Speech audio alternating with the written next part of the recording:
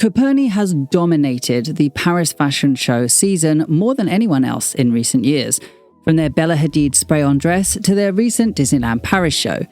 But who is the brand and how did they get here? According to this November 2013 interview with Sébastien Meyer, Coperni as a brand was begun at the very tail end of 2012 by the already buzzworthy designer. But it wasn't called just Coperni. It was then called Coperni Femme, and the very first piece of Coperni's history documented online is this March 2013 interview of Meyer in a à la mode video, which is a very well-loved French show that shows off new and interesting brands. Here, Meyer shows off a t-shirt that he adorned with electronic panels that can be switched for different styles, and they go on to discuss how this has a focus on wearability and a reduction of consumption. Specifically, they say in the interview that we could buy this instead of needing a new t-shirt every 3 weeks. And though honestly it doesn't really immediately look like something you would know Coperni for today, it does actually have the same ethos. It is technology-infused fashion that focuses on one's ability to actually wear the design. According to later records or PR press releases, it seems that it wasn't long after this interview that the brand was truly incorporated, but it was incorporated as a partnership between Sébastien Meyer and his partner Arnaud Vaillant in 2013. Hence why most sources date the establishment as then, as really, like most businesses, it was truly started after work had already begun. But for now, Vaillant was very, very much in the background. In fact, the first mention of him as part of the brand isn't even for another year after foundation. And yet, he was fundamental to both the start and the progression of the brand from here on. Though we'll get onto why in a second. Their first collection together was Spring-Summer 14, and their first promotion of the collection went to their next à la mode episode. Now, in fairness, this wasn't really a true collection. Most sources call this a capsule collection, and that is an important distinction to make. But as a collection, it is rather important, as firstly, this was their first dated collection, and secondly, this is the collection that first establishes the Coperni aesthetical point of view. It's Helmut Lang meets Jacquemus. They have the same simple shapes put together in structural ways a la Jacquemus, but they have a very clear tech inspiration in things like coloring and styling a la Helmut Lang. Also, we didn't know explicitly at the time, but in hindsight, the collection really also reads as inspired by Sebastian's love of the Apple brand and Steve Jobs specifically, which would be another strong theme for the design development of the company. Really, in this respect, it evidences just how very, very early on, the couple seemed to understand the power of consistency, the power of a solid brand identity that customers can come back to each season, and the power of actually wearable garments sprinkled in for the sake of commerciality. It's this trifecta of desirable, reliable, and engageable, both monetarily and in its wearability, that allows a brand to build a tribe of interested customers each season. It allows customers to complete the satisfaction of see it, want it, buy it, and even because of consistency, loyalty, it. Obviously though, consistency cannot be gauged from a single collection alone, but that would come very soon to the brand after their second collection, Autumn-Winter 14, was completely along the same vein and was so well received that they bagged an exclusivity contract with Opening Ceremony after they spotted Coperni Femme on Instagram. This certainly could explain the unusually large explosion of promotion that the brand garnered within this 1 year alone. I mean, they were with Grazia, Vogue again, L'Officiel, all there to promote the brand from their very first collection. Now, obviously this is suspicious. For a first collection, it's a lot of expensive media for such a small brand, so I tried to ask them about it just for transparency, but I didn't get a response, so there could have been any reason for this. It could have just been that they were an interesting brand, because they were. It could have been self-funded with Vaillant's salary, as he was actually working with a day job at this time, or maybe his job just gave him the contacts to get the PR pieces for free. In any reason, we'll probably never definitively know, But it was this collection, really, that would bag them a nomination for the 2014 Andam First Collections Prize for just how well put together, consistent, and publicly buzzworthy this collection was. As it is, it's also for this reason that it's very important to distinguish that Spring-Summer 14 was a capsule, not a collection, because this is the first collections prize from Andam, and thus it obviously needed to be quite clear promotionally that this was their first collection, as it was. Also, as another side note, it's here that Arnaud Vaillant was really first acknowledged in media as the founder of the brand as well, finally touching on his own work experience with brands like Chanel and Balenciaga, obviously giving the PR a bit more explanation and/or legitimizing the brand even further. As it was, the prize was actually given around the same time as the Spring-Summer 15 collection, which too, again, extremely well received in the press, all for the same reasons, and equally as consistent and equally as wearable as both previous collections as well. It also carried over the same futuristic themes, simple shapes, and wearable garments. Though this time, bagging the beloved Colette as their primary stockist, and having their first lookbook legitimized by Vogue on what was then Style.com, what is now Vogue Runway. Coperni Femme was becoming genuinely buzzworthy. It got shortlisted for the LVMH prize, it was growing a tribe of modern futurism fans for their consistent and simple themes of simple shapes, top-stitch patchworking, and retro-futuristic approach. By the following Autumn-Winter 15 collection, honestly, Coperni felt like it was the brand we didn't know we wanted, and that it was set to take off in a really big way, a la Jacquemus. But then something changed. The boys were forced to pull out of the running for the LVMH prize after they achieved something many designers dream of: the creative director role of a legacy brand in André Courrèges. Now, this isn't a video about Courrèges, so I'll save my analysis for that video sometime in the future, but the fact that they were trusted to be the first designers to take over this heritage label after André Courrèges and Coqueline Courrèges sold the company in 2011 was a huge vote of confidence to their vision. But in the wake of that appointment, they actually decided to put Coperni on hold indefinitely. 4 years passed with no news on Coperni. For all we knew, the brand was dead. As far as I could find, they also never really explained the break either during this break, before or afterwards. In fact, the first news that I could find truly post-pause was in the early February of 2019, when they announced that the Tomorrow Group had bought a stake in the business and would be financing the brand's return.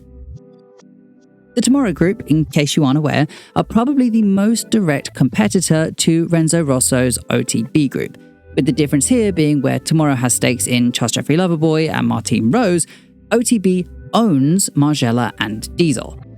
Tomorrow, in that way, is kind of like their little brother, except they have smaller stakes in smaller companies, but do have the same equal focus on creativity, definitely competing with each other for that kind of creative consumer attention.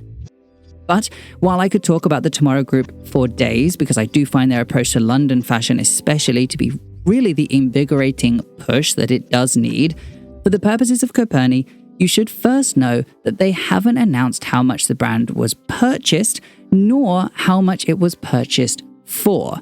They also haven't released their plans on purchasing more of a stake in the future, but of course that might happen. What we do know is that they slotted Coperni into their Tomorrow Originals category, which means that they were putting Coperni in alongside brands like Martine Rose and Charles Jeffrey in their brand accelerator. So a brand accelerator, once upon a time, meant that they would open a lot of stores, they would create buzz with events and things like that, building up interest, hoping that sales would catch up to the opening of all the very expensive stores. Now, oftentimes it doesn't mean this, although there are definitely exceptions to this rule. Hamleys, for example, is famously doing a very big expansion in brick-and-mortar stores at the moment. But for most brands, this means bigger, splashier, social media-loving events/promotion to bring in that buzz and hope that the sales eventually catch up with the added PR cost. So when they did return, this time with a new name, dropping the FUM of Coperni FUM, it was very clear that the budget would increase significantly. And it did. The jump between Autumn/Winter 15 and Autumn/Winter 19, which was their return, was astronomical. It was presented here in a lookbook format again, but actually it was experienced by the customer through a choose-your-own-adventure style game on Instagram that made the collection interesting while being entirely online. Their PR angled the likely cheaper presentation style in this gamified way, purposely as a way to integrate technology and therefore the idea of futurism back into the brand, tying it with those t-shirts from before and even with the brand name, which was named after Copernicus, who's the astrologer to first conceptualize that the sun and the earth, etc. were round. So, while the design was still consistent in its wearable retrofuturism, the presentation of that style was heightened by context. Therefore, the desirability of the brand was improved because the brand looked more interesting. They were not newly invented in context in this way, but they were using something that was already integral to the brand and were highlighting it through great world building. Furthermore, in the same collection, they were also including attempts at true cash cows as well, such as obvious consumer favorites in things like t-shirts and suits. But more importantly, this included their first bag, the swipe bag.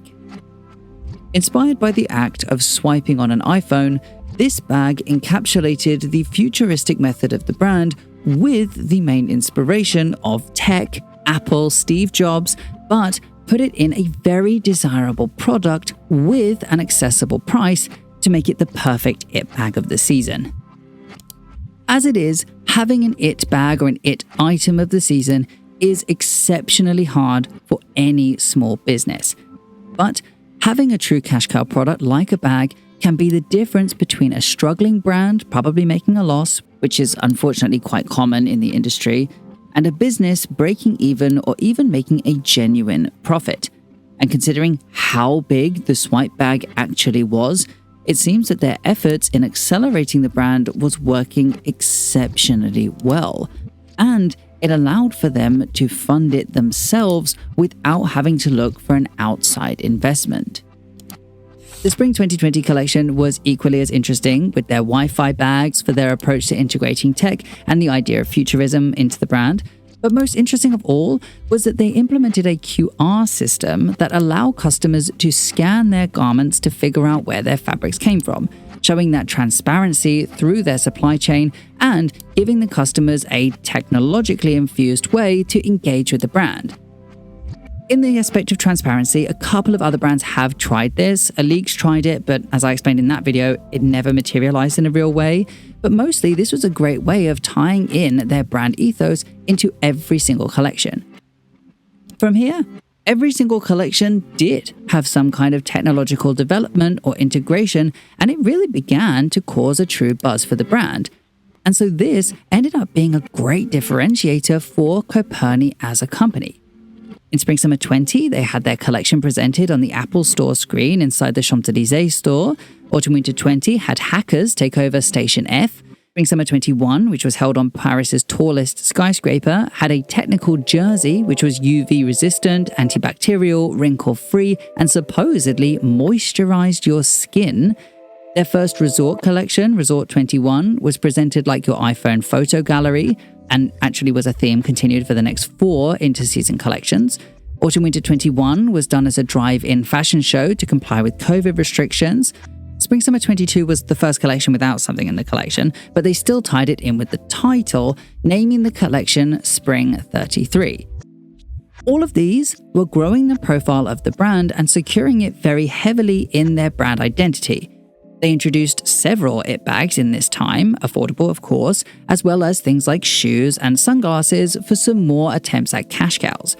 So, when Autumn/Winter 22 presented, they were ready to profit from their long-awaited mainstream breakthrough. This would happen after their Spring/Summer 23 collection went completely viral after Bella Hadid was sprayed into a dress for the finale of the show. The online discourse for this revolved mainly around three things. Firstly, if it was on brand for Coperni. Secondly, if it was just a gimmick. And thirdly, if it was sustainable. Now, on the third one, firstly, the sprayed fiber was created by Manuel Torres with Fabricone and was/is made of cellulose. This fabric can be washed, reworn, or even broken down and re-sprayed on, so it very much is sustainable. But of course, these details got lost in some of the discourse around the dress on social media. In regards to the second one, whether it was on brand for Coperni, I do hope that you can understand with the context of this video just how actually this really does make sense for the technology-focused futuristic brand that is Coperni. And for the first one, if it was too gimmicky for fashion, well, that was kind of the point. The fact that this caused discussion was exactly the reason that Coperni was able to shoot to fame even outside of fashion circles. Their bags became more common to see on social media, and it was clear that this had set Coperni up to become one of the biggest small brands to come from the 2010s. This was shock marketing at its finest and really pushed the brand into a new level of fame. But after this show, I was worried a little bit. How does one brand go from being the most heavily discussed brand of the season, a brand that literally made the news, and not lose momentum in the following season? The answer was, they chose not to. Saying to Vogue, Vaillant said the last season was magical, a once-in-a-lifetime experience, and now we're going to take it chill. And chill's a pretty good way to word it, because though the catwalks didn't have that shock moment of the spray-on dress, they did take another element from the show to expand on. You see, in Spring/Summer 23, there was this gold bag, which was pure gold and worth 100,000 euros. It may not have gotten as much buzz as the Hadid moment did, but it got decent press for exactly the right people. And it probably cost less money considering the gold was returned after the show. But it was this that would be able to become their repeatable gimmick to draw attention from their core audience for the next several collections. By which I mean that Autumn/Winter 23 would have a swipe bag made of meteorite felled to Earth 55,000 years ago that would cost an avid collector $45,000. Then Spring/Summer 24 included the Coperni swipe bag made into a CD player, and they even followed that again in Autumn/Winter 24 with their bag made of 99% air. From this point, Coperni was sufficiently buzzworthy that their social media press was producing itself. From Get Ready With Me's to What's in My Bags, Coperni's affordable price point and desirable brand name had the brand regularly showing up in true customers of the brand's social media, advocating for how much they liked their purchases. This, if we use the marketing funnel, you can see is the last stage and is the most powerful of any recommendation. So, to have it on this level ended up causing a significant drive to sales more than ever before, making it bags of their ring swipe bag as well as their tote bag too. But of course, they absolutely would not be resting on this high, as their following show would be announced to close Paris Fashion Week on October 1st in Disneyland Paris.